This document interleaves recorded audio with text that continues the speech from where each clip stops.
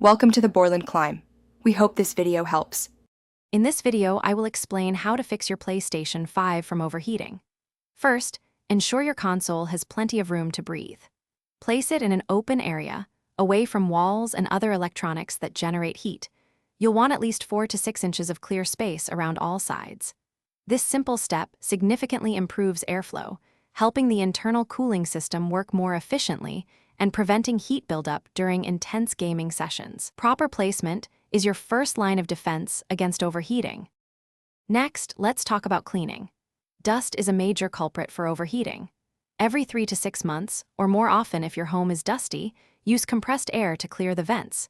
You can also carefully remove the white side plates to access the main cooling fan.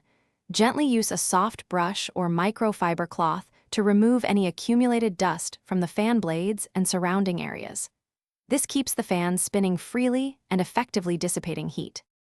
If basic cleaning doesn't resolve persistent overheating, you might consider an advanced step, replacing the thermal paste. This paste helps transfer heat from the processor to the heatsink.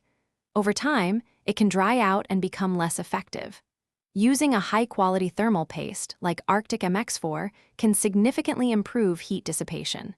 This is a more involved process, requiring careful disassembly, so if you're not comfortable, it's best left to a professional technician. Finally, let's discuss long-term prevention.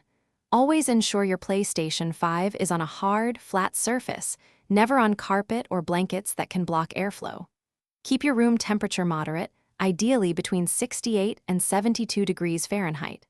When you're done gaming, power down your console completely instead of just using rest mode, especially for long breaks.